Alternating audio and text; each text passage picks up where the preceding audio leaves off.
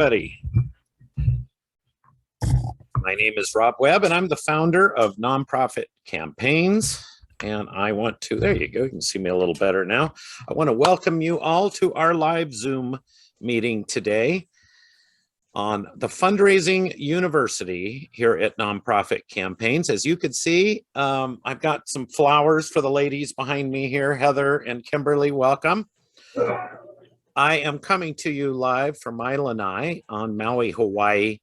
And that yellow one, that is our state flower in Hawaii.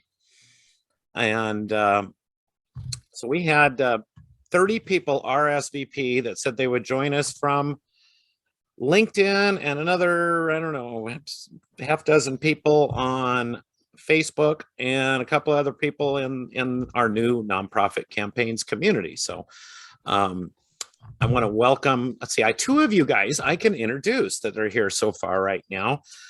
Zach, our token, the other dude, I'm the one token male here so far. Usually we have probably 70% of the staff of nonprofits are women. I like that. And so that's about, and the numbers in our communities, our Facebook group and our Nonprofit Campaigns community, the new one, is about 70% women. So Zach, you and I are, we're in the minority here. I can introduce Heather Yvonne, because I know Heather. She has been in our masterclass before. Heather is in Tucson, Arizona, and let me see here. She is, I forget, Chance for Success street newspaper, a newspaper for and by the homeless. We love it. Thank you very much. I can also introduce Kimberly Barker, who is there because she is a friend from, I don't think you're still involved with Hopeful Handbags, I get to tell, but you are in Barbados. So when I put in there, we're at 7 p.m. Eastern, I put / Atlantic time just for you, Kimberly, so you know what time to be there. Kimberly, what are you doing these days? You're doing something new, right? Yes, I am. I'm actually, yes, y'all probably do know, I'm helping out the Rastafarian community. Okay, and I do know that. You were getting all irie with them last time we were talking, yeah.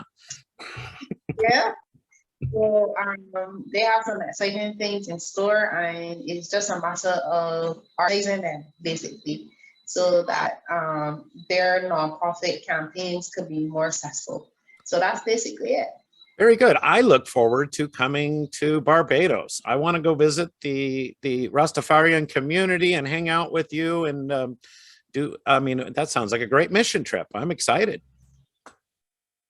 Yeah. We had some persons come last year and they enjoyed it. They were really, really shocked that persons still live basically as close to nature as possible.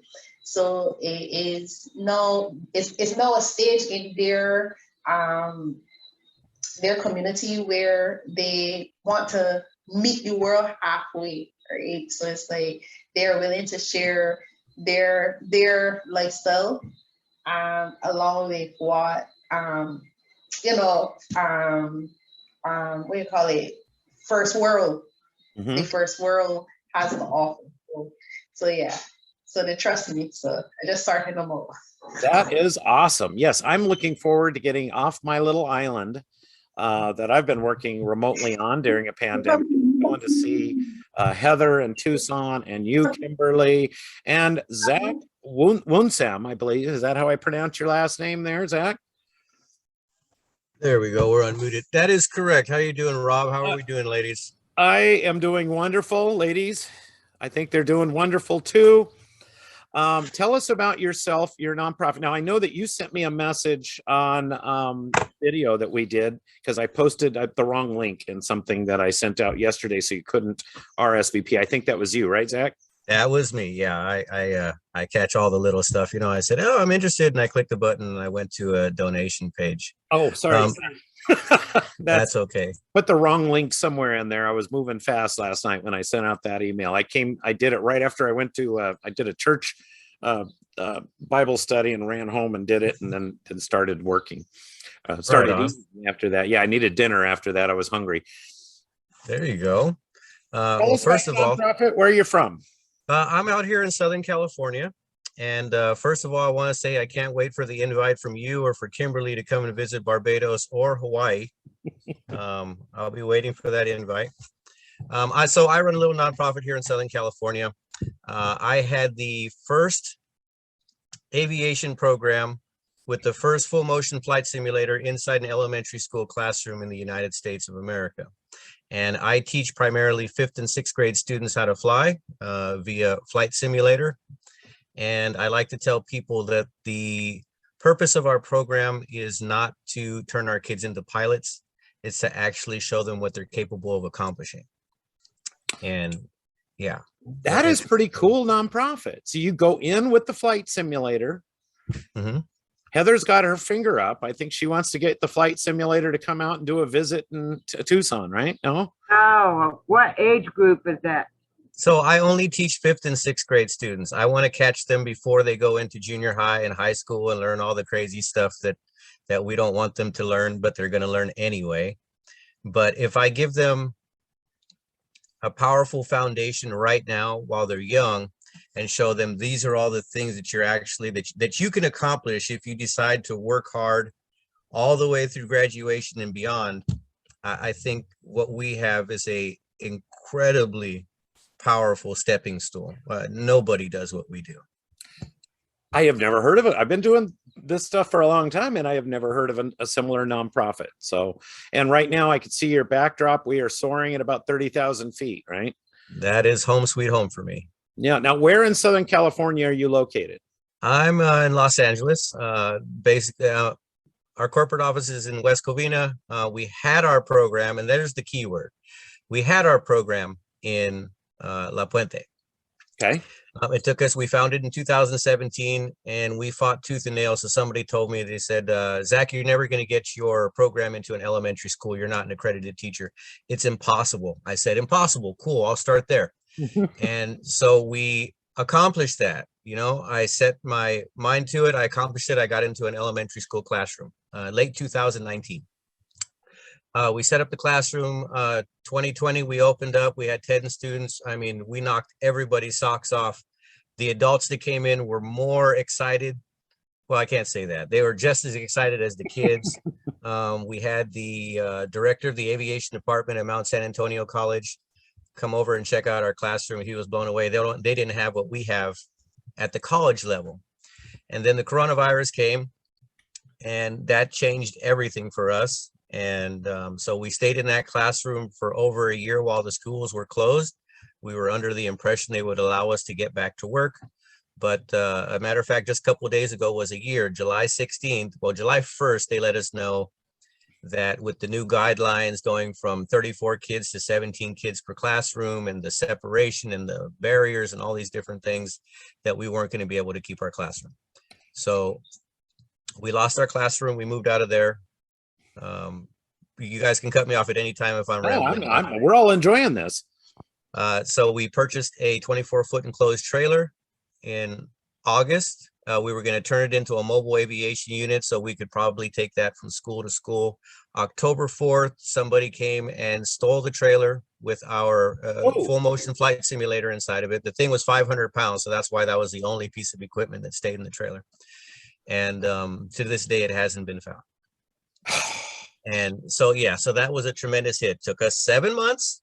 We raised the money. We replaced the simulator. We just had an event last week, Friday, which was on the news. And if you guys want to see the link, I'll send you the link to the news story. And I'm here because I believe you might have some information that will help me get to where I need to be. We need a better fundraising strategy because I'm one of those founders, executive directors that wears every hat, and I'm exhausted and I need help. I need resources and I need knowledge, and collaboration makes the world go around. So that's why I'm here, Rob. You're in the right place, Zach. And you know, and Kimberly and Heather, we're all going like this. We know what it's like to be the head cook, bottle washer, toilet cleaner, and CEO, yes, and everything in between. Yes, sir. So we're going to come back to a minute and talk about fundraising goals and how we're going to achieve them. I see Linda Green join me, and I see Linda's fan moving. Now, I know Linda is the another person here in Hawaii. And I just saw Linda the other day at Kathy's housewarming party here in Haiku. And so we got Heather in Tucson. You missed the introductions. I'm going to catch up quick here, Linda. We got Heather in Tucson, Kimberly in Barbados, Zach in LA, Southern California. Linda, go ahead and introduce yourself. Now, I know a little bit about what you do, but I think, is this a nonprofit that you run, Linda? It's not, but I would like to have a nonprofit part of it.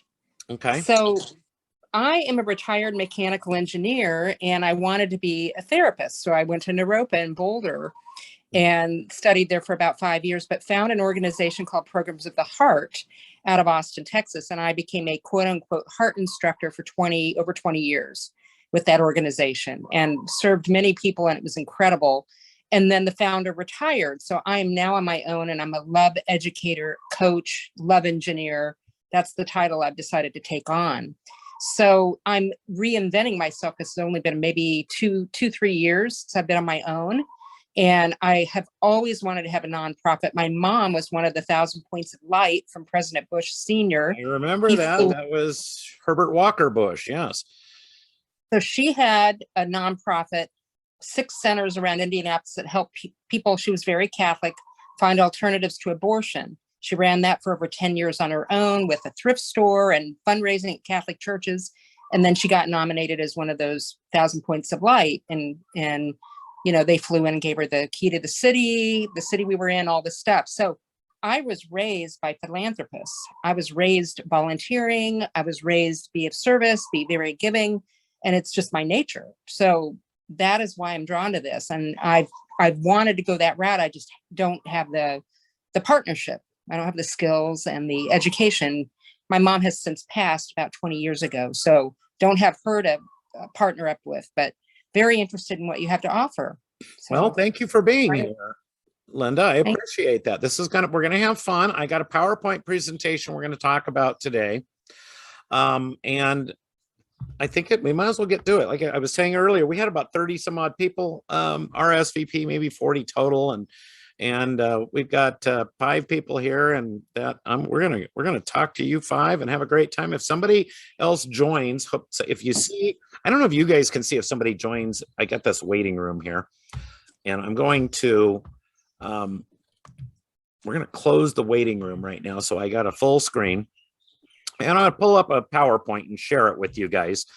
And I got about 30 something slides. I think we're gonna get through most of it, but I want to get back and interact with you guys. I want you guys to interact, ask questions. For those, so I know the goal now for Linda. We're going to create a 501c3, and I just did that as a matter of fact. I have been a nonprofit fundraising consultant. Well, I started 40 years ago in the YMCA of Greater Long Beach. And for those of you who haven't heard my story, I was a swim coach. And the person that hired me said, if you are going to be a successful YMCA director, you need to be part of our fundraising campaign. I just saw somebody join us, so we're going to come back in a second. We're going to allow Patricia to introduce herself. So 40 years ago, I'm the YMCA director in Long Beach, California. My boss told me I had to be part of the fundraising campaign.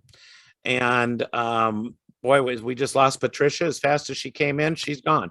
From that moment, I started learning how to do this, and I spent 15 years within the YMCA. I left the YMCA after 15, 16 years to become a consultant in this stuff, and this is in the 90s. My first client was the American Red Cross. At a time when they were 100% United Way funded. The American Red Cross is the only organization I'm aware of that is chartered by the U.S. Congress for its mission, but yet receives no government funding.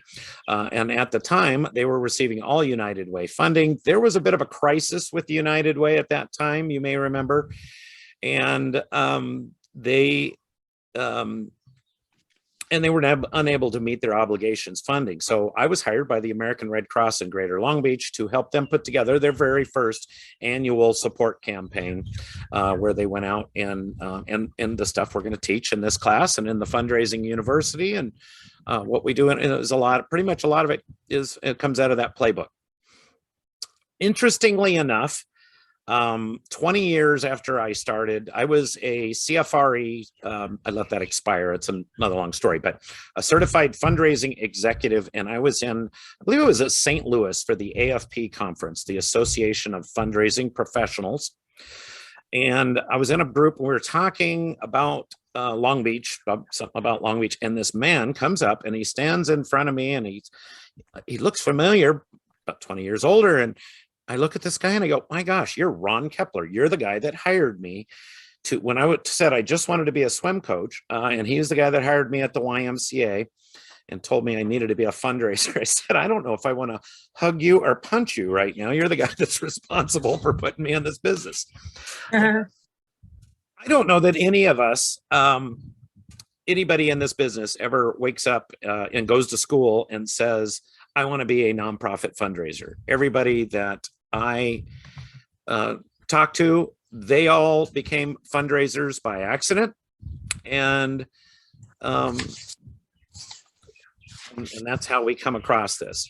One of the things I will share, welcome Onika, I see your name there. Trinidad and Tobago. Ooh, we're getting close there, Kimberly, in Barbados over here. Got more Atlantic time on us. One of the things I will share, and I'm going to ask you, Onika, to come in and introduce yourself real quick. Right now, the turnover for nonprofit development staff is about 16, 18 months. And we know that's because some organizations churn and burn, and they spit people out, hire them and burn them out and spit them out fast. And those people make us all look bad. But we do seriously have, and there's a number of reasons why we have a high turnover rate in this fund. You know, it's a bit stressful, and a lot of times they hire people to be the development director and nobody's supporting them. The board's not supporting them. The CEO's not supporting them. And now I got to tell you that we need, as professionals, we need to provide support for these people, and we need to provide training for these people. And I write articles for a magazine about this and teach these classes to try to help those people. This is a really important point, and that's kind of one of the reasons why we've created the nonprofit campaigns community and this fundraising university, is to provide that support. And of course, in our community that everybody is a member of. Linda, I got to get you to join, and Zach, you joined 5 minutes ago. That is our free peer-to-peer support group. Where we're doing that, and it's pretty exciting. All right, I'm going to go to Onika Mars, Trinidad Tobago. Can you unmute and introduce yourself? We're going to put you on the spot here, if you can, Onika, and just tell us a little bit about you and your nonprofit and what brings you here today. And she is not unmuting. I'm assuming she. And so I'm going to come back and I'm going to ask all of you, please unmute her. I don't know if let's see, ask to unmute. I just pushed a button that says ask to unmute. There's a button there somewhere that you can hit. It's a little microphone on your far left bottom that says unmute. Let's see. Can I unmute her here? Well, I'm looking at all my options. Let's see. I asked her to unmute and start a video. We'll come back to that in a second. She says it's not allowing her to. That probably is because your microphone's not working. Hey, look at that. There she is. She is. Hey, oh my God. I got it. Thank you so much. Good afternoon. So I am Onika Mars. I am the president and founder of Women of Substance nonprofit organization. We are based in the beautiful island of Trinidad and Tobago, Trinidad and Tobago is a twin island republic, and I am based in the smaller island of Tobago. My organization lends support to persons affected by domestic violence and abuse. I am a survivor of domestic violence and abuse and was led to start this organization to lend support to persons who are affected, because during my experience, I did not know of agencies that or support groups that offer support in this area. So here I am. This is a bit about me and my organization and what we do. We have recently launched a safe space for women.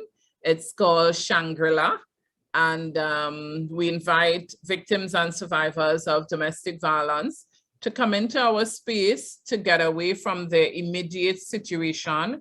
We don't offer accommodation as yet, but persons can access counseling.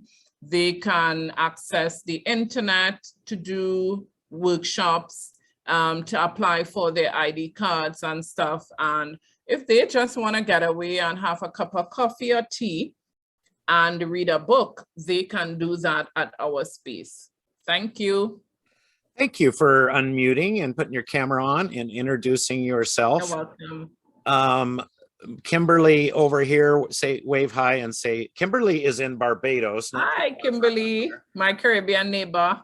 Yeah, so we've got some Caribbean in the house, and we have two people from Maui. Myself, I'm in Maui, Hawaii right now, and Linda Green, and and then of course we have only one person from what we call the mainland right now, which is kind of ironic, which is Heather.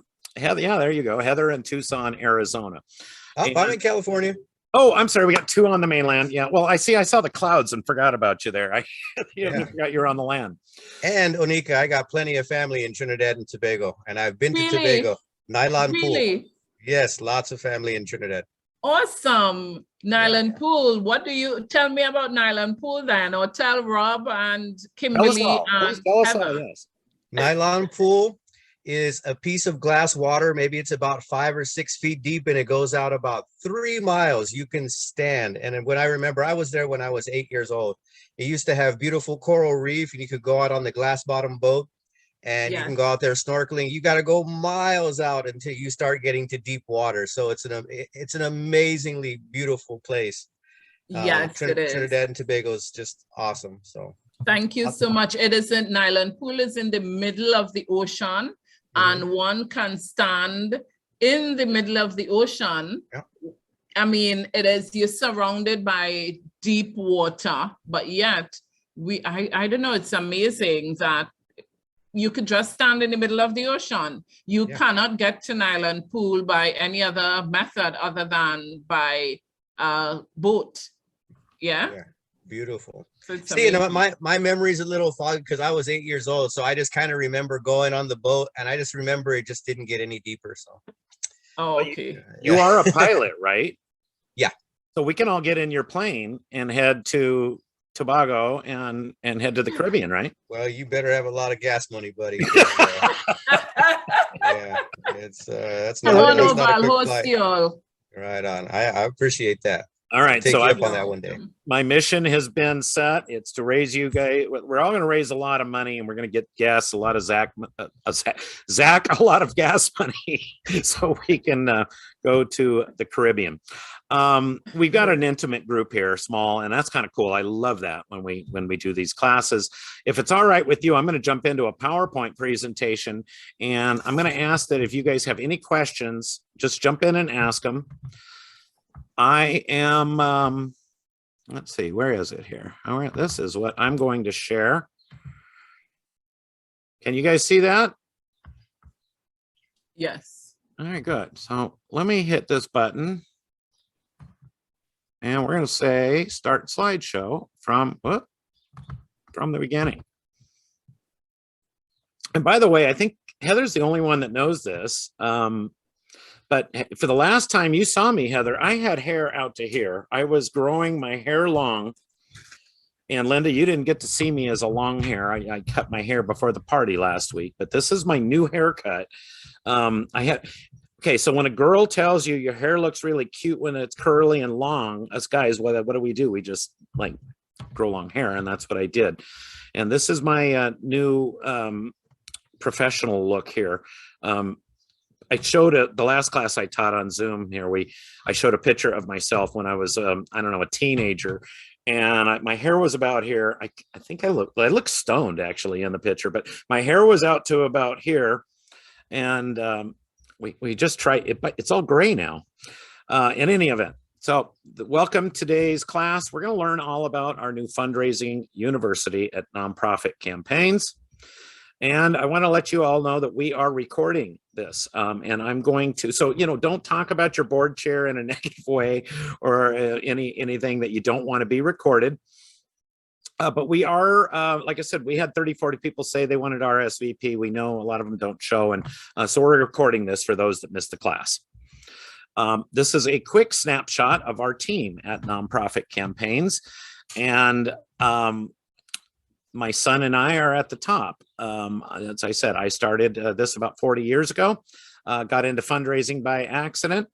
My son, Mark, is a graduate from Long Beach City College in Long Beach, Cal State Long Beach, and made me the good-looking young grandfather.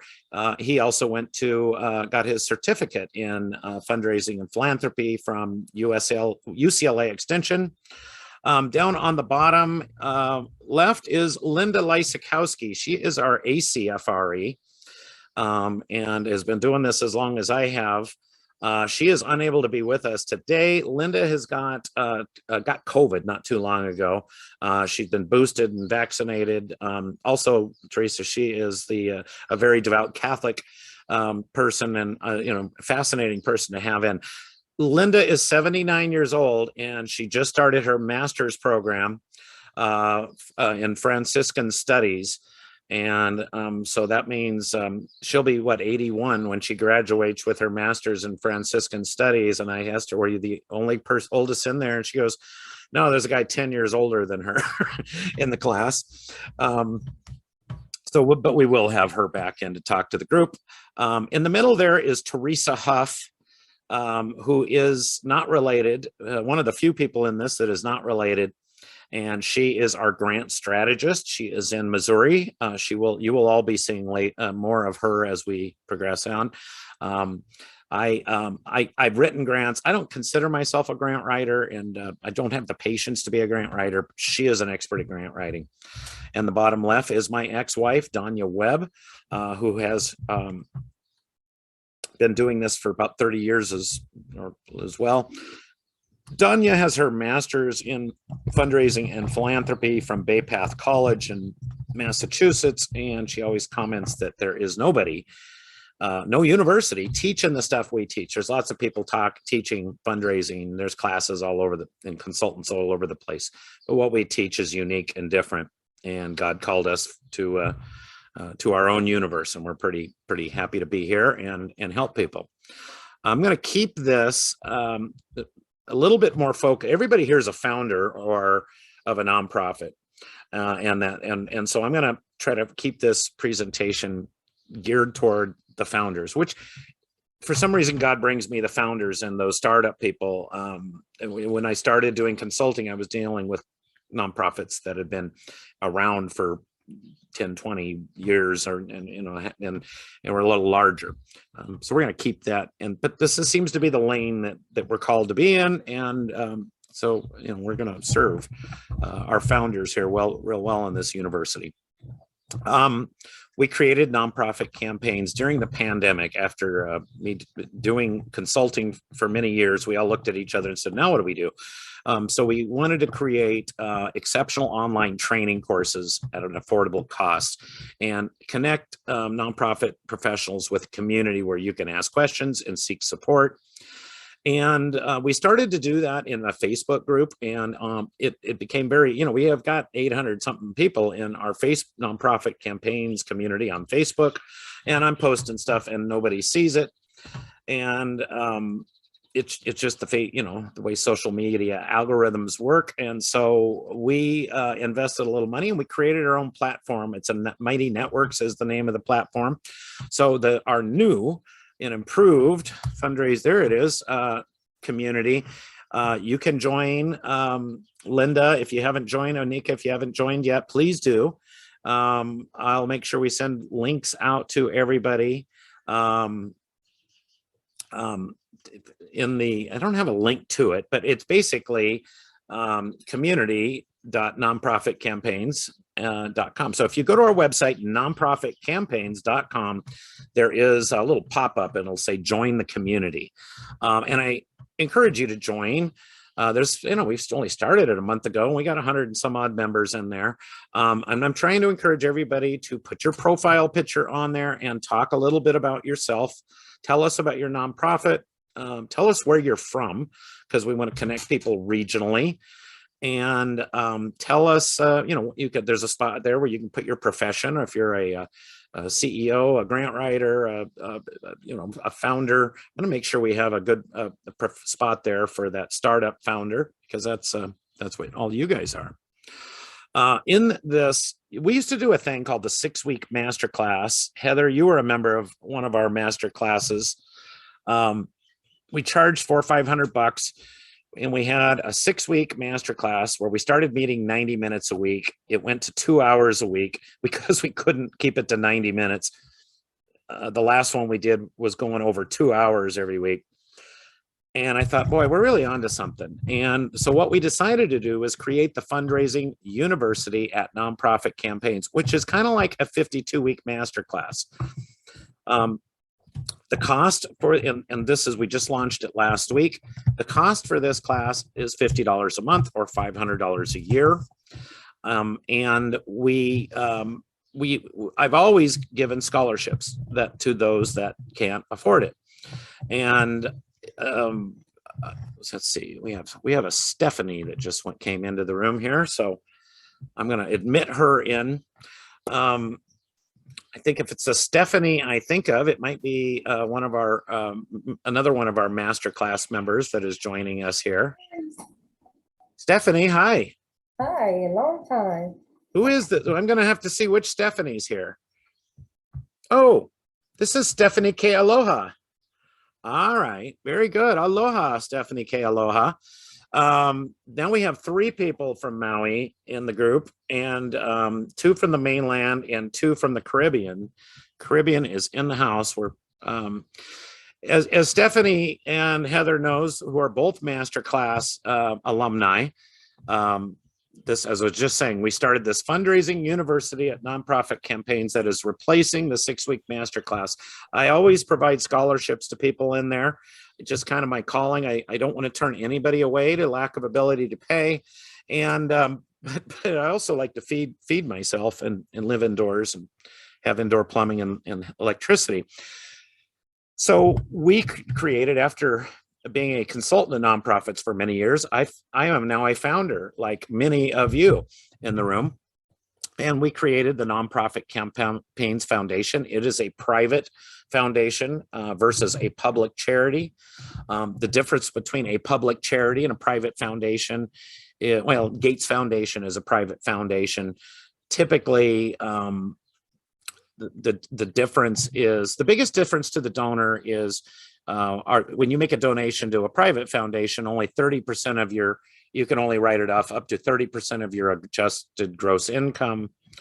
And you're allowed to have conflict of interest type board members. My dad can be a board member. Can't do that with a public charity. And I believe everybody else here in this room is a public charity.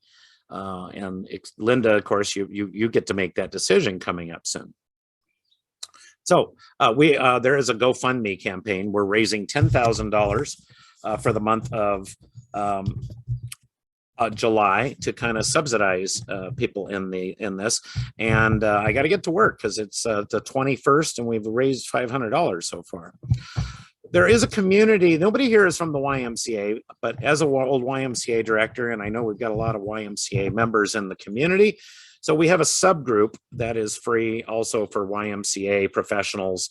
And so if you're watching the replay and you're a YMCA professional, join the YMCA group in the new Nonprofit Campaigns community. All right, now I'm going to pause here for a second and ask Stephanie and Heather, who have both been in the master class, tell everybody what you think of the 6-week master class. Stephanie, you can go first. You just finished. You are the most recent alumni grad from the master class. I was terrified to take it. For whatever reason, I had my own reservations about it. It was more than I expected, and it was nowhere near as tedious as I had expected it to be. It was quite fun, actually. Wow, cool. The check's in the mail, Stephanie. Thank you for that that testimony. I do it all out of love. We appreciate that. Much mahalo. For nonprofit, it's all out of love. Yes, that's how we roll here. Yes. Heather, you were in one of our first master classes, first or second one. I don't remember. It's been a while. We had a cool class. Every class. So I was in a class called Leadership Long Beach, leadership development class. I'm the class of 96. And every class gets we're the best class. We're the best class. That's actually it was last year's. Yeah, that's the same thing with our master classes. Everybody thinks their class was the best class because everybody bonds and gets to be pretty tight. That's what I connected with, even though all the information, it takes me a little while to understand everything, but hey, it was very informative, and being able to sit there with the other people in the class and be able to go, okay, how can we utilize this for our own nonprofits, and we're all sharing our own ideas and everything. You know? That's it. Yeah, and it's kind of neat when you get a synergy of people in a class together that does that. And I mean, I was just trying to recreate the magic every time. Well, now for about the same price as our 6-week master class that you guys were in, the Fundraising University at Nonprofit Campaigns is a 52-week master class. The fun never ends, kids. We're just going to keep going. And one of the things we talk about there is a lot about the difference between a culture of charity and a culture of philanthropy. And I'm going to send out to you guys. I'm going to put the replay post in the community, and I'm going to put an article and some stuff of an article I write for Nonprofit Pro magazine about the difference between and how you can create that culture of charity versus, a culture of philanthropy, which is beneficial to that culture of charity. Most nonprofits, we start off with a culture of charity. And where we view donations as a transaction. And, we're passively receiving gifts, and we're focused on short-term growth.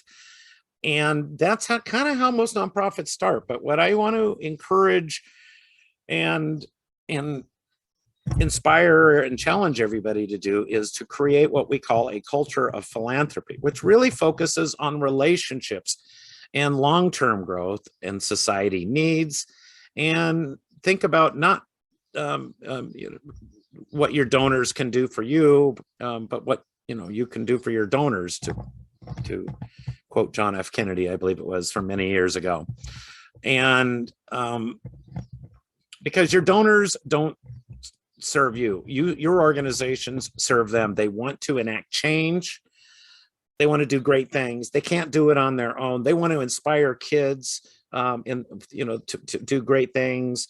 They want to help the homeless. I'm thinking about your missions as I'm going through and talking off the top of my head. They want to help people with developmental disabilities. They can't do it on their own. They're going to support you guys to do that. And we need to make it more than just a transaction. And the other thing, we talked about turnover in the nonprofit industry. It's really important that we get rid of the silos. Our employees are just, we got to take care of our employees. We got to take care of our donors. We got to take care of the people we serve. They're all just as important, and they're all part of developing that culture of philanthropy. Americans gave $471.44 billion in 2020. And that was a 5.1 increase from 2019. So during the pandemic, the numbers went up. Corporate giving in 2020 increased a little bit. This is pandemic numbers. Excuse me. I was thinking about my last slide. Corporate giving went down during the pandemic, and that's to be understood. When corporations don't get write-offs, they use corporate giving is considered cause-related marketing to them, and they want to look good in front of their customers, and we thank them for it. But when we get in, but during the pandemic, that number went down. Foundation giving luckily went up. And but that foundation giving number, in 2020 that went up, had a 19% increase from the previous year. Keep in mind, those foundations usually have an investment fund. Those when we all write grants, we're going to these foundations. They had a good stock market year, and the stock market went up, and they were able to give away more money. God bless them. We're going into a recession right now, and I don't know how that's going to affect foundation giving in the coming year, next year or so, but it's something that'd be interesting to watch. Now, it's interesting to note that we're in the greatest wealth transfer in history. The baby boomers, the kids of the great generation, are expected to pass down over $30 trillion in the next few decades. And I'm just reading this number here. It's not slowing down anytime soon. The way they do it is through planned giving. And I could talk a lot. I have a whole slideshow on planned giving that I wanted to get some more slides in here, but I threw this in to let you know that that's something we're going to be focusing on in the Fundraising University. You all need to be focused on planned giving. And one of the things that we're going to teach you how to do is create a planned giving recognition society. That is a vehicle that encourages people to make those planned gifts, and encourages people to recognize them and leave a legacy. And so we'll talk more about that if you have any questions. Dr. Frank Dickerson just joined the room. And if you're unmuted, Dr. Frank, you want to come in and just say hello real quick?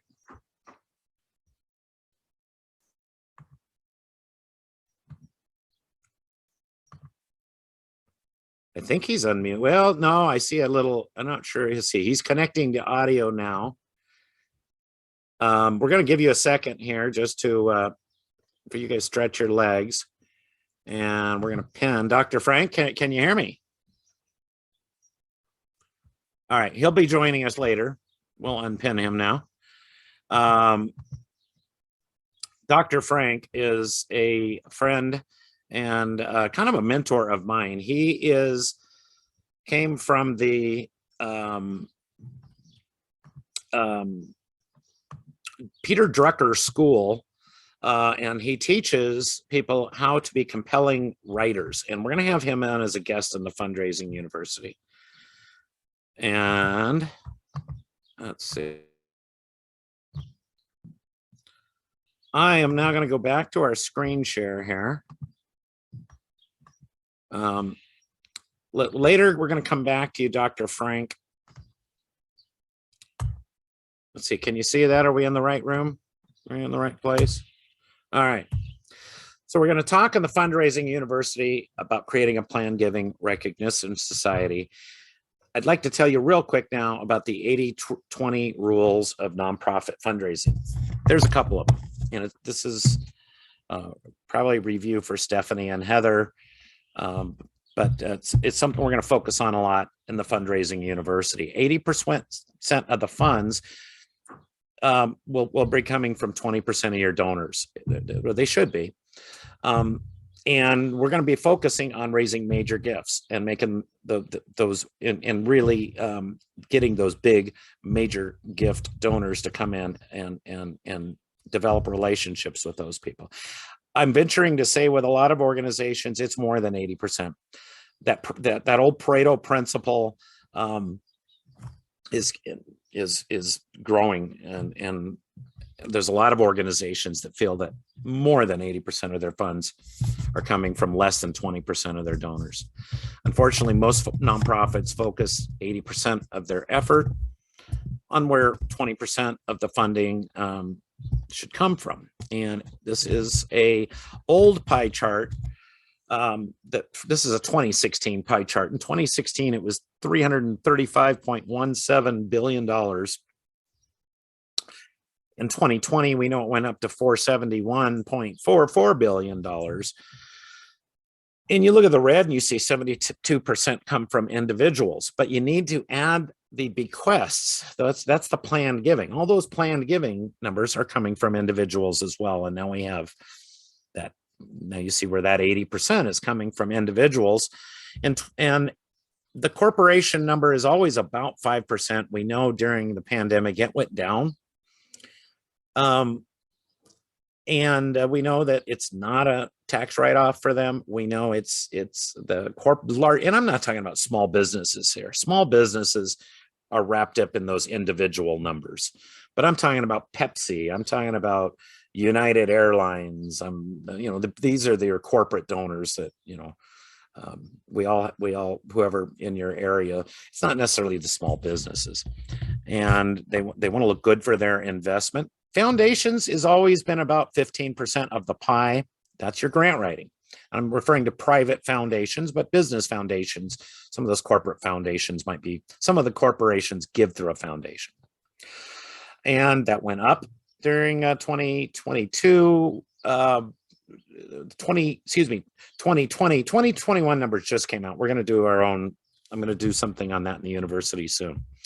We're going to be watching those numbers as we go into a recession to see where it goes. All right. Stephanie and Heather have seen the pyramid of giving, really important tool that we have used. I've used for many, many, many years. Somebody suggested this is now a vortex, no longer a pyramid, and you could be sucked in to the vortex at every various places. That is true. But this is kind of gives you an idea of what we should be focusing on as nonprofit fundraisers. And as we bring people in at the bottom, they join our organization as direct mail donors or social media donors or email giving donors. And that is what we call passive fundraising. We don't really have a lot of interaction and develop relationships with people at that point. Some people have special events and benefits, and we know that during the pandemic, nonprofits that were over reliant on those special events had a bad year because they couldn't have them. And now we have this new thing called hybrid special events and virtual special events. As special events are opening back up after the pandemic, there should be a hybrid component to those. But I believe that we don't want to be over reliant on special events. Heather and Stephanie know I call them fundraisers more than they are fundraisers. And we have a class, Linda Lysakowski teaches a class called the 12-Step Cure to Special Event Addiction. We'll have her get on and present that in the university someday. A lot of times when you look at how much money a special event raises, and then you look at the cost of the venue, the cost of the rubber chicken, the cost and the staff time, putting all the thing together, you could go out and meet with one donor and have lunch and raise that money with a lot less effort. And then, of course, when we get to the middle of the pyramid, we're talking about major gift donors and capital campaigns and other special campaigns that are above and beyond the usual. By the way, I forgot to go mention one, and that is going back to the red in annual giving. I'll talk about this in a second. At the top of the heap for annual giving is high impact fundraising campaigns. That's a phrase that we coined that name, and I'm going to talk about that in a little bit. It is unique to nonprofit campaigns. That is where you take all of those passive donors and you start developing a personal relationship with them. And then, of course, we develop them up into major gift donors and donors to our special and capital campaigns. And of course, at the end of the day, we want them to leave a legacy to your organization. And that's where those planned gifts come in and be a very important part. So I talked about our high impact fundraising campaigns. That is our tagline at Nonprofit Campaigns. And we believe that all nonprofit fundraising tasks are best executed when formed as a campaign with specific goals and measurable results. And I call them volunteer-led and staff-managed campaigns. This is going to be a huge part of the Fundraising University. Most nonprofits don't do this. They talk about peer-to-peer fundraising, and it's something they do on social media. And I'm going to challenge everybody in this class. I've already challenged Stephanie and Heather to do this, but we're going to now hold your hand. In 6 weeks, we can't hold your hand and do it with you.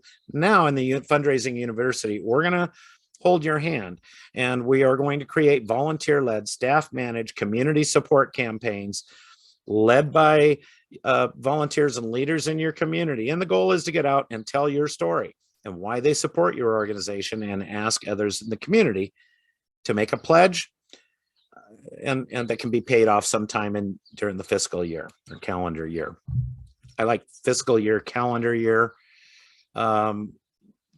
because most donors are thinking on a calendar year. I know some of you have a June 30th fiscal year, and you're just starting. It's July, and you've got new goals. Others, you guys are mid-year through, and so we'll come back to that. And I'm going to ask Stephanie and some of you guys that are doing fundraising where we're at. Talk about those midterm goals in a minute. So why do we do these campaigns? Because it fosters a sense of ownership in your organization and encourages everyone to get involved in and practice that philanthropy thing that we talk about. And I consider this a leadership development program. When I did this for the YMCA, it was a leadership development program just as important to sending kids to camp or swimming lessons or parent-child programs. And it really gets your volunteers a way to roll up their sleeves, have fun, and get involved in the process and make it fun and not scary, right, Stephanie? We believe in putting the fun in fundraising. All right.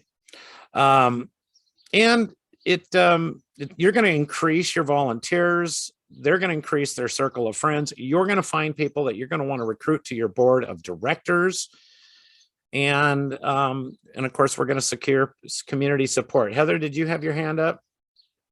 I saw your hand go up. Because of that master class, I'm now looking for, when I look for people for the my organization, Mm-hmm. they got to enjoy fundraising. Or they ain't part of it. Well, and we're going to help them have fun with that, right? Too many nonprofit people. I wrote an article about this. We view fundraising as drudgery. And oh my God, we got to do that campaign again. And you know, the executive director will sit down with the board and, all right, pull your checkbook out. Let's do what I'm sorry. Ugh. I don't want to be involved in that. I want to be involved in a fun, inspiring project that I'm going to help the community and do great things. And that's what we're going to create in this Fundraising University. So successful campaigns don't just happen by accident. It takes a little work and planning. We happen to have a whole playbook, toolkit. We were going to call it a toolkit. There's another nonprofit consultant that has a toolkit. I don't know. So ours is a playbook now, but we got the whole playbook, and I've got all the job descriptions, and it's something I've done for nonprofits for over 30 years. And it just so happens they're successful and they're fun. So we're going to talk a little bit about why people give. Why do you think is the most important reason people give? Anybody want to jump in there?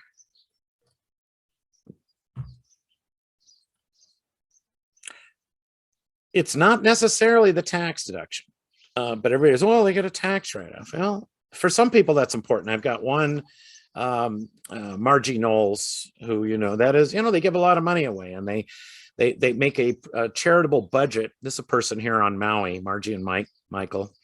And they make a charitable budget, and the majority of that budget gets set up to their top three nonprofit choices.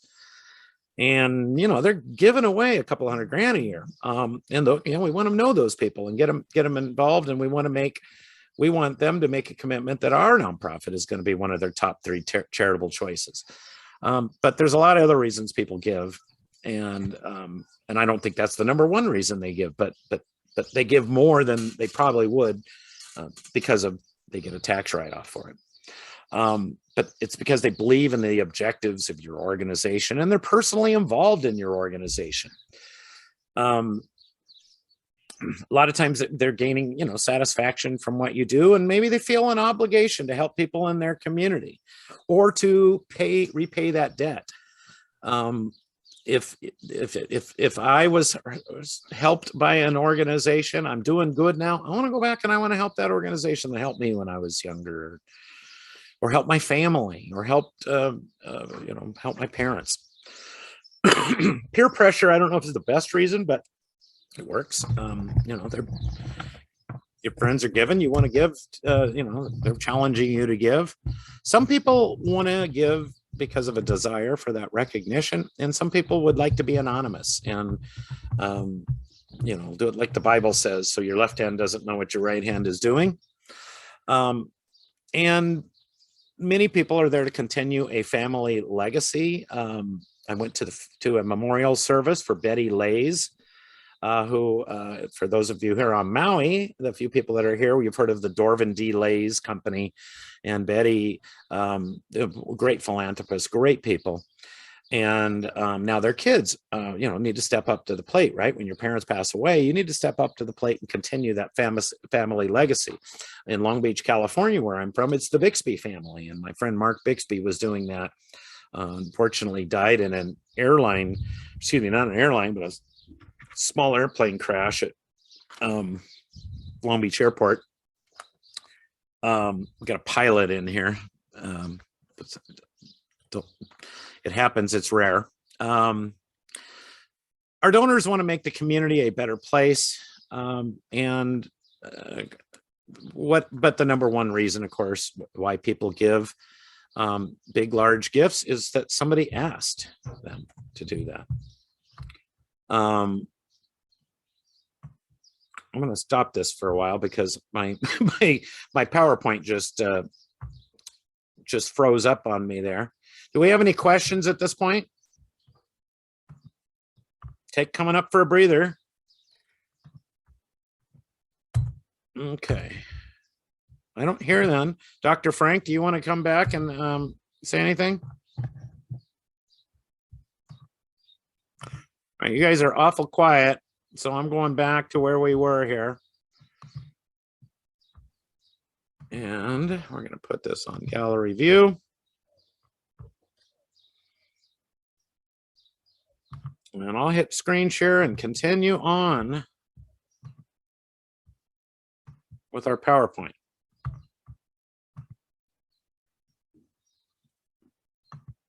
There you go. Can we all see that? 6 out of 10 households make charitable gifts every year. And as I said, the number one reason why somebody asked, hopefully it's somebody that they know and respect that asked them. And I'm going to teach you that before that person asks, they need to be making their own gift. Many years ago, while I was doing this, I was with a volunteer and we went and asked somebody, and this person was his banker, and he said, well, I got a good relationship with the bank. Let's go ask him for money. And the banker looks at me and says, what do you give? And he goes, well, I'm still figuring it out. I haven't made my gift yet. He goes, well, once you figure out what you give, why don't you come back and ask me? We never made that mistake again. So they say it takes 7 to 12 touches for a donor to make the decision about the support. And obviously how those touches are made depends on how big that gift will be. But if all those touches are done via email or direct mail and social media, those are important touches. But remember, fundraising is all about relationships, and we want those touches to be personal. And that's why we involve our volunteers and have them tell their story and get them all out and involved.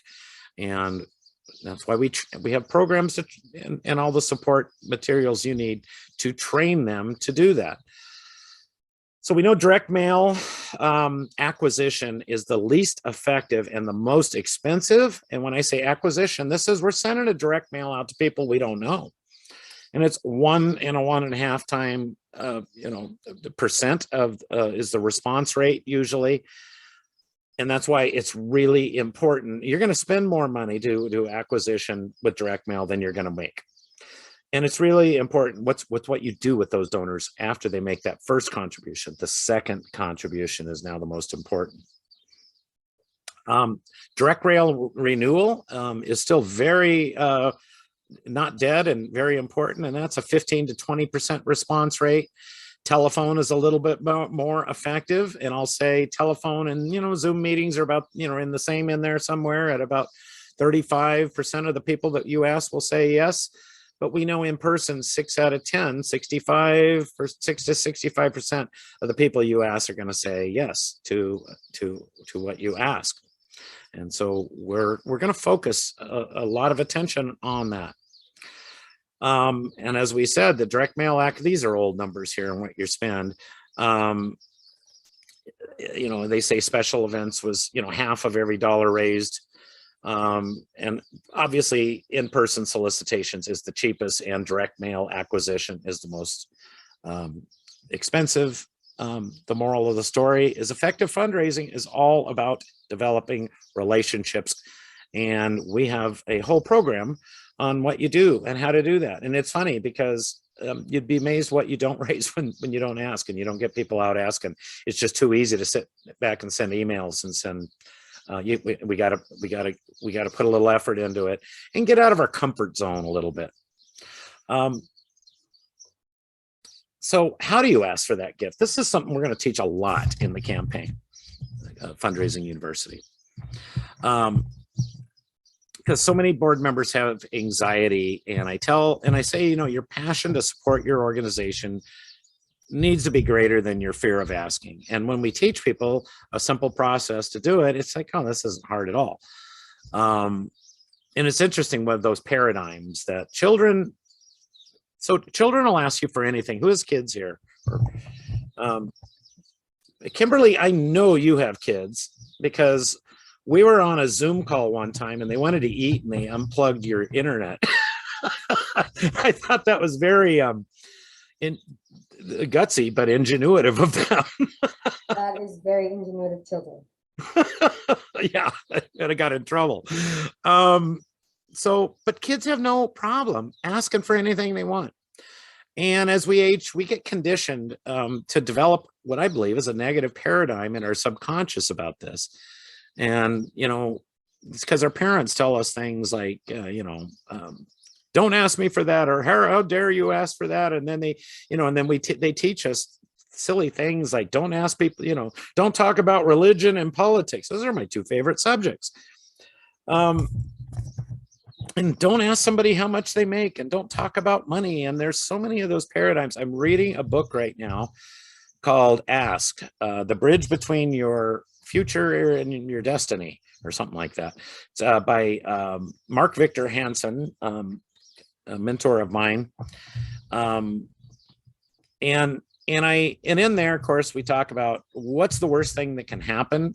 And obviously the easy answer to that is, I'm going to come back to that slide. The worst thing has happened is they're going to tell you no. And then I found out that people, and from some of our nonprofits, there are some people that have had traumatic past.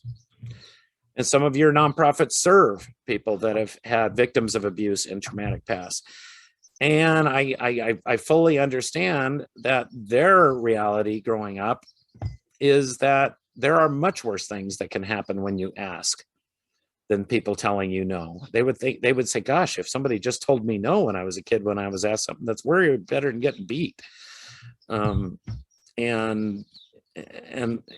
so we got to recognize that, and I do recognize that, and we want to help people that have had those tragic past overcome that. Any comments on that? This is the John D. Rockefeller many years ago, just kind of something I put in a campaign manual many years ago. And just go out there and tell people we're trying to raise X amount of dollars to sustain the Arc of Maui here. And this is what we do. I'm making a pledge. I'm asking you to make a pledge of $1,000. You may wish to give more. Whatever you give will be appreciated, and you can pay it monthly, quarterly, and sometime before, or you can pay it all on December 31st. I like to go after pledges. We can set those up in a variety of ways so it's automatic payment. In the olden days, we had to bill them for the pledge. But that's really important, and I think we need to run these campaigns. I'm going to teach everybody here to run your campaign in February, March, and April. Those I want to get it done, or January, February, and March. We want to get it done in those first quarter of 2022, and we're going to start working on that now for the leadership development. It makes sense that we want to ask them at the beginning of the year before they make their pledges to these other organizations. We don't want to come. Why would we want to? Everybody says the end of the year is the time to ask for money. Well, that they may give and write the check at the end of the year. I want to encourage you to have your campaign at the beginning of the year and make that pledge to support your organization. Maybe it would, instead of $100 gift in December, it should be $100 a month for the next 10 months. And we get them to do that in February. That is the goal in our fundraising university. And we know those pledges should be solicited face-to-face, not over the phone. We use the phone and the email to schedule the meeting. And I always say you cannot offend a potential donor by asking them for more than they are prepared to give. You can, however, offend somebody for asking for less than they are prepared to give. That's something we can debate. We have. This is a slide my son made for me because I tend to talk too much. And one of the things we teach when we're asking for the gift, we should be talking 25% of the time. And the donor should be talking 75% of the time. I don't know if you heard that. My mail lady just pulled up. Some truck in the background there. And it's called listening your way to the gift. And so my son thought this was a cute thing. Just shut up and take my money, would you? It's what I need to learn. I tend, when in sales, they teach you to ask for what you want, ask for the gift, ask for the close, and then shut up. And the first person that talks loses. Now, I think that goes back to that culture of charity. I think in a culture of philanthropy, if somebody has a reason that they don't want to give, boy, now we're getting to the meat and potatoes, and we can work through things. And it's not overcoming objections. Overcoming objections means I'm going to sell you something, or you're going to give money. I'm not smart enough to get you to give money that you don't want to give. But if there's a reason you don't want to give, let's figure out what that is and to deal with it. So I do have a brainstorming form we're going to give you all next week in the Fundraising University. And we're going to sit down and we're going to get you to meet with your volunteers, your board members, your staff, and we're going to go through this brainstorming form. And that kind of ends this little thing here. So I'm going to stop this slideshow. How long have we been going? We've been going an hour and 12-ish minutes. Everybody still with me here? Questions over the slideshow and that we just covered. Any questions? I've got a few questions for you, by the way, so don't go away.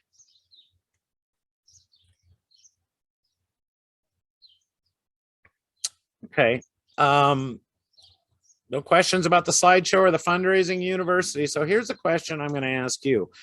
We're midway through the year. We're in July. I put that video up that I filmed on July 1st, and it talked about, what are your mid-year goals? Stephanie, where are you at on your mid-year goals? You've got it at the end of the year. You're going to raise so much. Where are we at right now? We are so far in the beginnings since I've started this position in March. So we've raised over $2,000 of my $5,000 goal. Okay, we're gonna increase I that. aimed low because this is like my first time ever doing anything like this. All right. So one of the things we're going to do in this university, Stephanie, is we're gonna plan, and obviously you're the development director, so we've got to go to the CEO and sell that CEO on there. Let me know when I need to come down and meet with You him. will be really happy though. We've gotten one more board member. Very good. That was another I question I was finished going to ask. I was going to ask about board members next, but first thing I wanted to ask is, we're mid-year through the year. Where are you? You got a goal. I want to encourage all of you to set big, hairy, bodacious goals and help you achieve them. Onika, where are you at over there? I'm going to go to my left now. We're going to go to Trinidad and Tobago. In my mind, I'm there. We're getting on Zach's plane. We're headed. Where are you at with your fundraising goals right now? In the middle of nowhere, because I'm actually planning a board retreat for my board members next weekend to discuss the importance of fundraising and us setting goals and stuff like that, because our country is volunteering is not part of our culture. Yeah, so it's always difficult to reach out to people and have our volunteers commit to the cause and understand why fundraising is important, and even understand that going to people and soliciting funds, for a worthy cause, nothing is wrong with that. Like I said in our last board meeting, if we, the board members, aren't the first donors, then how are we expect persons to give to our organization? Yeah.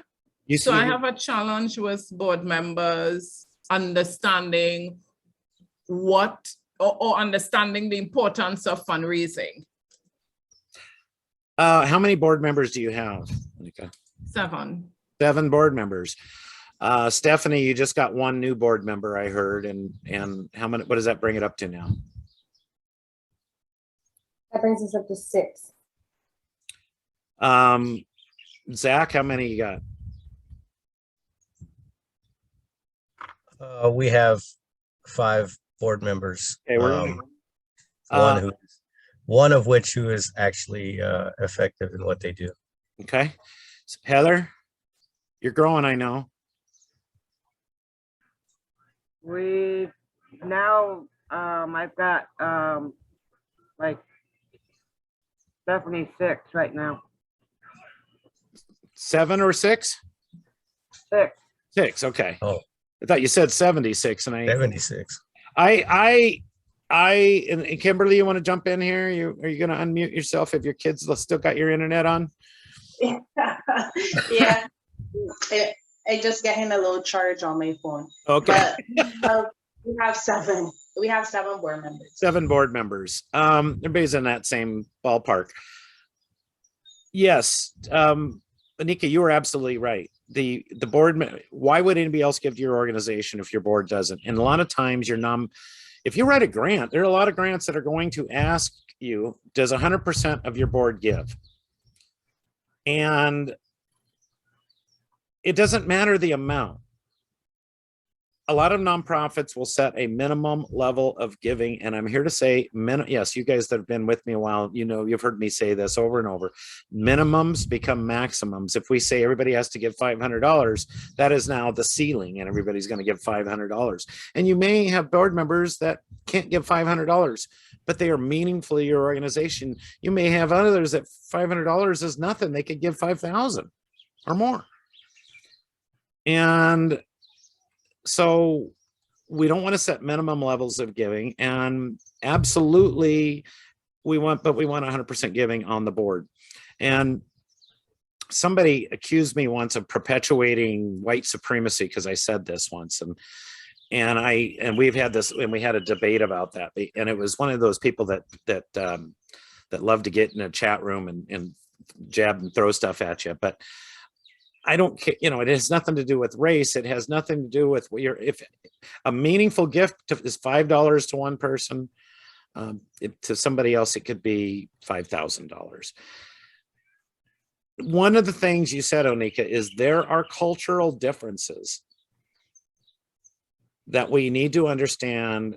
And I don't know really the culture in the Caribbean, and Kimberly and Onika, you can help me. I've lived on Maui for 5, 6 years, I'm going on 6 years now, and I definitely learned there's a cultural difference here. They don't trust new people here very in Hawaii. And the majority of the people that move here, like me, a haole white guy from California, you know, we move here and we don't make it 2 years. I mean, the vast majority don't make it 5 years. When I first moved to Maui, and I think you've heard this story, Stephanie, I made a presentation to a nonprofit here on the island, and I told them, oh, I thought they're going to love this presentation. I come here with all this experience from the mainland, and they go, you don't know nothing. You're just some howdy for the mainland. And I thought, okay, well, all right. Take my lumps. I'm here to learn. I want to learn the cultural differences. And so I started meeting with people on the island to learn about the cultural differences. And I went to Debbie Kabibi, who is, I don't know if you heard this story, Stephanie. She runs one of the biggest nonprofits here, Maui Economic Opportunity. And I sat down with her and I said, okay, so what's your advice? You know, what do you want? What should I learn when fundraising on this island? Very Asian culture, very Polynesian culture. We are a melting pot of everything. We make the joke that we can all sit around and talk about each other's race and nobody gets offended because, you know, it's just what it is here on Maui. And she said, you know, my advice is be humble. I don't know, maybe she thought I wasn't humble. And she goes, if you think you are being humble, be humbler. And then she said, go meet with, what's the guy that runs Amua Family Services over there? Forgot his name, but it'll come to me in a minute. And she goes, go meet with him. He's the expert at this. He's Asian. He's good, does a really good job. Mua Family Service, great nonprofit here. So I did. I sat down and met with them, and I told him what Debbie said to me about the humble thing. And he goes, really? I'd have told you to be bold. So that was my advice here. But there are some differences in the Asian culture, and certainly you need to be humble. And I think and so it's important to learn those. Now, what are those cultures like in the Caribbean? Kimberly or Nick, if you want to jump in and do that's okay. So in the Caribbean, is a bit different. If you are running a charity or a nonprofit, then 100% of anything that you fundraise within that year has to be utilized by the following year. What I have been doing is applying what I would have learned through nonprofit campaigns, and I have been requesting funds outside of my islands, basically. And because our nonprofit is more of a cultural one, and that has been interesting because people, you know, like uniqueness, basically. And everybody, you know, like Bob Marley and all those different persons that would have come from the Rastafarian community, then it just feels good to know that like you're investing into how to put it, something that's unique, basically. So that has been working for me. As I said, I apply everything that I've learned thus far, and what I've sought out is to request outside of my region rather than inside, like within the island, basically. Kimberly, do you have anything you want to add from Barbados on that? That was me that was speaking just now. Oh, sorry. I thought that was Onika that was talking. That was you, Kimberly. Okay, Onika, do you have anything to add on that?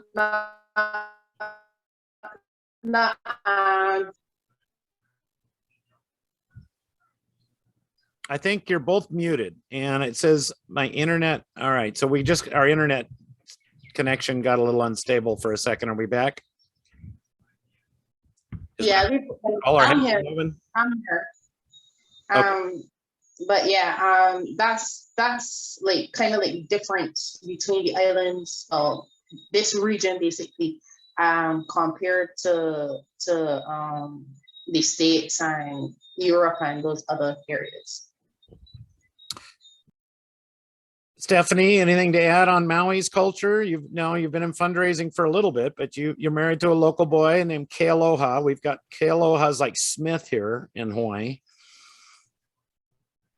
I came to Hawaii about a little over 20 years ago. I'm a very loving, kind person, so I fit in with my now ex-husband's family because of just who I am as a person. Other members of my family who came when we came, not so much. Just it's the mindset. It's understanding that even though we all have a common goal, how we get there doesn't determine whether it's good or bad. We have to embrace how other people enjoy that journey as well.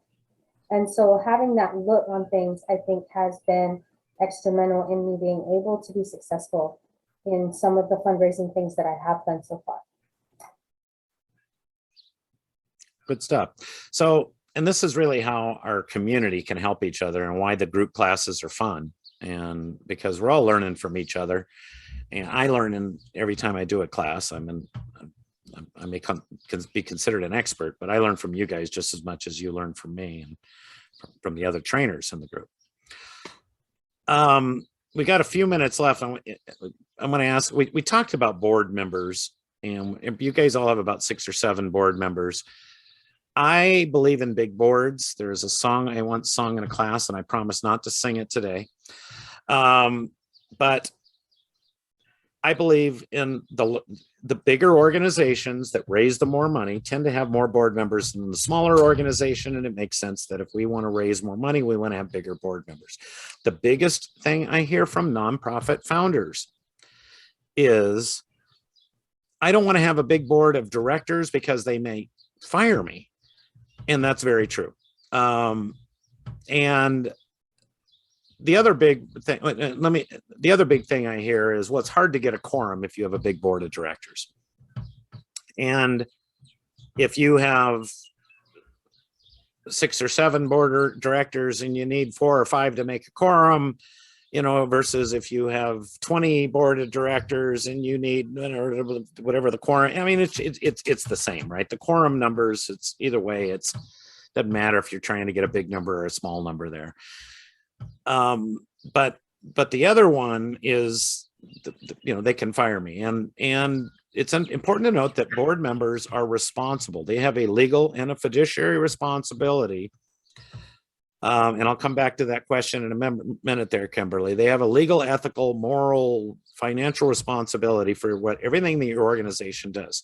The founder and the executive director, whoever, that person is not legally responsible for a nonprofit. The board of directors are. I talked a little bit about some problems that the United Way had in the 90s. The first thing we asked was, where was their board of directors? And I got to say that I know of only one situation in all the years I've done this where a founder was fired by a board. It turned out it was a swim team, and they fired the head coach over personality issues.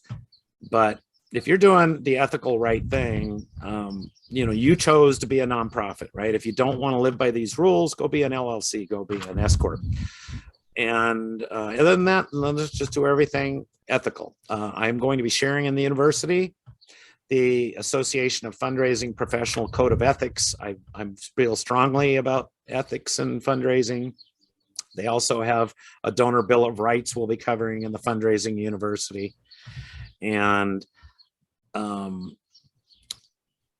you can't be afraid to grow, man. This is what happens. And none of you guys are in there. You have 6, 7 board members. The legal requirement is 3.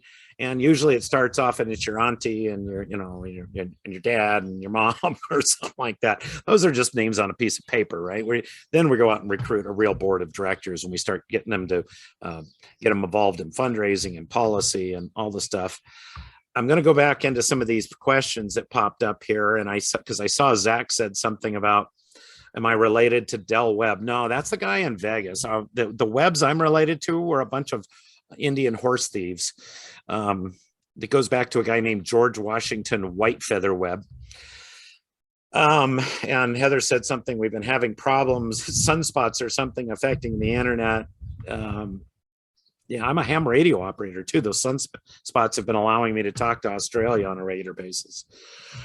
Kimberly said, our board members give 10% of what they make monthly to the nonprofit. That's a tithe, kind of the old tithe thing. And Inka says that's amazing.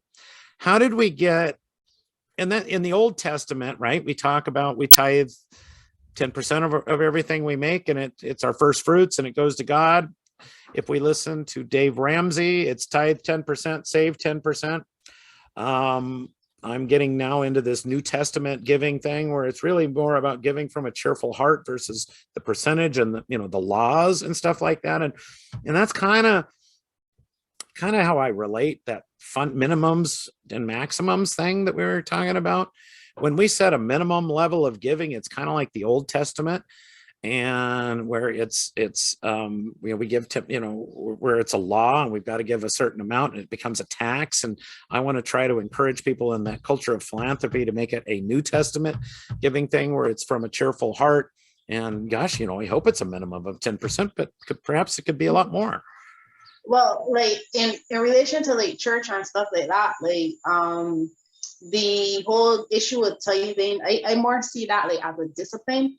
But what I always tell our board members is that if we don't set the example, why should somebody give in to us, basically? So it's like, would you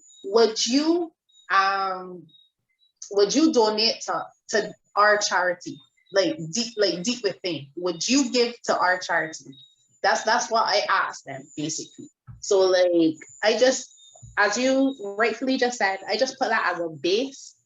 But I always say that, like, like if I am not going to give into my own charity, what will make you think somebody else will, right? So I always ask them that question, and that's why like our board members this time around, they give monthly. So they will make up like a portion of that same triangle that you would have shown us earlier, basically. Very good. I'm impressed. My gosh, you guys, Kimberly and Stephanie and Heather, you guys learned well in those master classes and stuff that we've done. You were talking about the professional fundraising ethics. Yes. Okay. I'm not only going to have to do that, considering the positions I'm going to be having within my organization. I have a lot of code of ethics for the various people, like for our social, what do they call them? Social workers. Okay. Code of ethics. I have to go by journalism code of ethics. I'm glad to know there's still journalistic code of ethics out there. You wouldn't. I have it. When you watch the I have news. it downloaded, and anyone that applies for the newspaper part has to read it and has to agree with it. If they don't agree with it, they're not hired. We also have a code of ethics in the Fundraising University and nonprofit campaigns, and that is what happens in the Fundraising University stays in the Fundraising University, because sometimes we're going to have classes where you guys are going to talk about your board chair, or you're going to talk about your boss, or donors, and those are this particular class. We're replaying this for those that can't afford to be here. That couldn't make it today, but we want to. That's kind of our code of ethics in the Fundraising University as well. What stays in the class, kind of a Vegas thing. We've been going for an hour and a half, and I promised this would be an hour and a half meeting. everybody knows I will go longer, and I'm committed to stay as long as you're all laughing that knows me here a little bit. And before I do that, though, I want to thank you all for being here. I want to thank those that are listening to the replay that couldn't make it live. You guys messed up, man. You missed a great show. And I want to encourage all of you to join the Fundraising University at Nonprofit Campaigns. I'm going to be putting the replay of this in the community, the free part of the community. The Nonprofit Campaigns community basic membership is free, and the Fundraising University is above and beyond and way beyond that. And it does help us live indoors and do the mission that we do here. And we will also let you guys, if your donors decide, if you have a donor that would like to make a contribution to our July campaign, it just happens to be on GoFundMe, but they don't have to make the donation there. But if they'd like to make a $500 donation to the fundraising, or excuse me, the Nonprofit Campaigns Foundation, we will give you a 2-for-1 membership. So you can, it's $500, 2 months free. If you sign up, or you can do $50 a month. But if you make a donation to help others that can't afford to come, we're going to allow you and your board chair, assuming it's your board chair that makes it, or a donor, and it's a 2-for-1 deal. And we thank you for that. We created the foundation because we want to help people, and this just allows us to do it at a better way. And we have a 1-week free membership, and so you can all join for the 1-week free membership. I'll be in there for the next week. You got to hear my dumb jokes, and we'll be going. Stephanie, I see you waving at me. Aloha, Stephanie. I hope you have a wonderful day. If you have to leave, I will miss you and see you in the university. We'll see you in Nonprofit Campaigns. If you guys want to keep going, I'm here for you. Right on. I look forward to seeing what you have to offer, Rob. There's a lot that I need to learn. You know, I've gotten a lot better. Asking for money was never my forte. You know, it's just something I wasn't accustomed to, and it's grown on me. I've gotten better at it over the years. We just received the reason why I asked if you're related to Webb, we just received $20,000 from the Delhi Webb Foundation on Tuesday. Ah, Del Webb, and that's the Vegas guy, right? He had the casino. Yes, he helped Del Webb's casino. I don't know if they're still there. Yeah, he helped build the Flamingo for Bugsy Siegel. He built Sun City in Arizona. He broke ground on Angel Stadium here in California. You know, there's one other thing. So I made it personal. I researched the guy. I made a video about the guy, submitted, all this information. It took 3 tries, but how much did you get from them? 20,000. That's a great gift. That's a great gift. And I say that because I know the Gene Autry story and stuff of Angel Stadium from being in Long Beach, California. That's where the Rams used to play when after the Coliseum, the Rams went there when I was living in Long Beach. Yeah.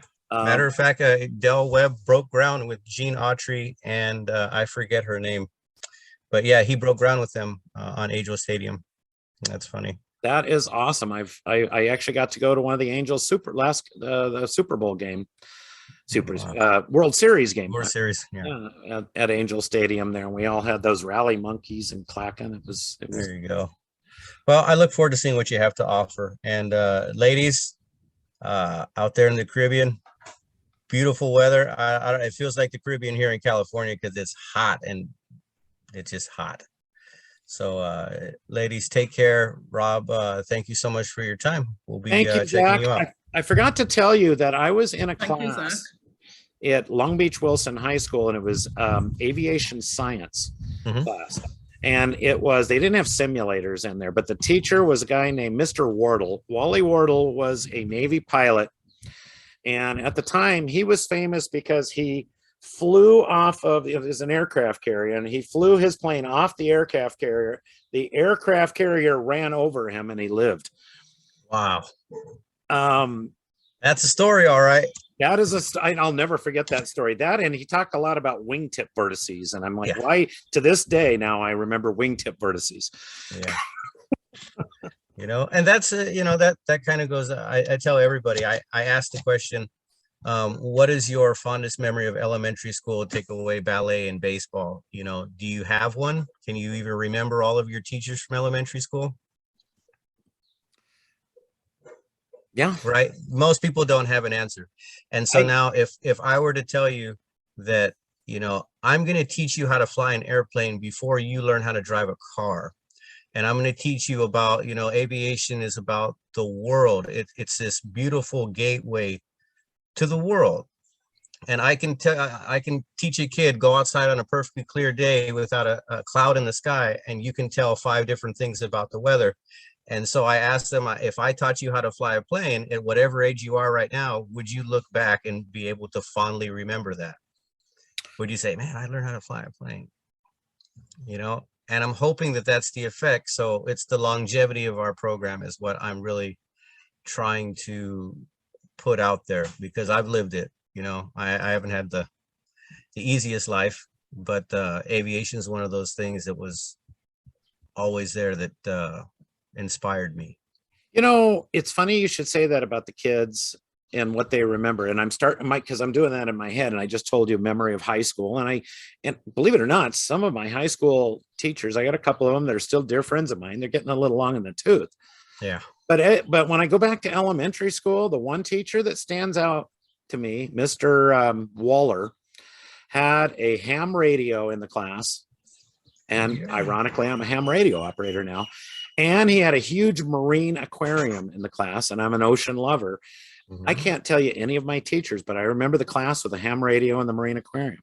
So there you go, man. A positive memory. Listen, it's either a negative memory, which people tend to hold on to for a lifetime, or it's a powerful, positive memory that will also have the same effect, but with better results. Well, one of the things we teach in the Fundraising University, it's all about attitude, and better to have a positive one than a negative one. And remember, yes, sir. Don't need to remember that negative stuff. Remember the positive stuff. Yeah, that's it.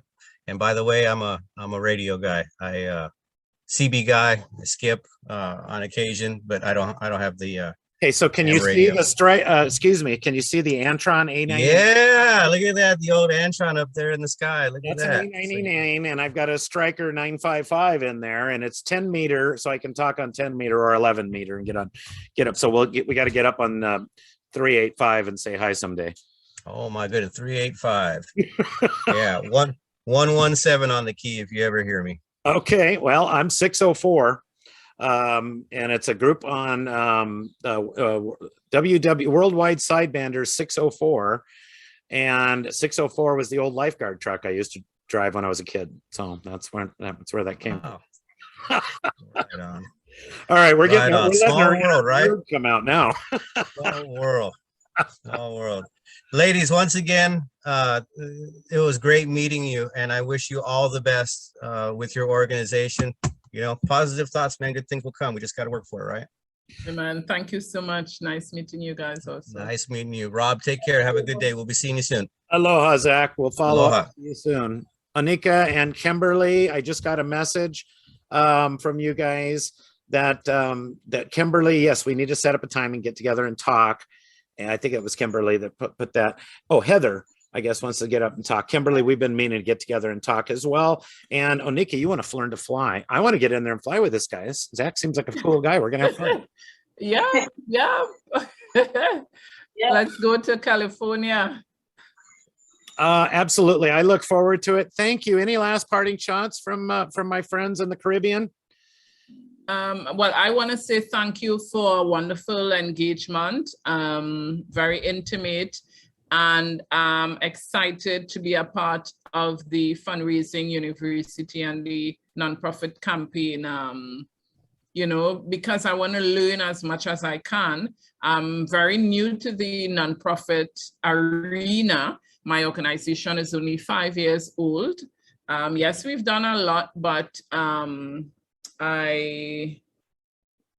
I really don't know much about the nonprofit world, you know, and I'm learning as I grow. Yeah, I'm open to learning.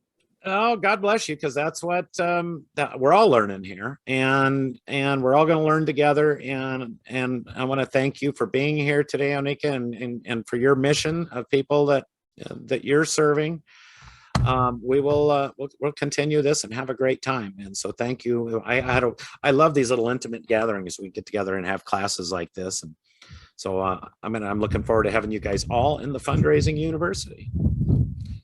And that includes you down there, Kimberly in Barbados. And I don't know if you, she unmuted. Yeah, of course. Yeah, I already enrolled and I'm really looking forward to it.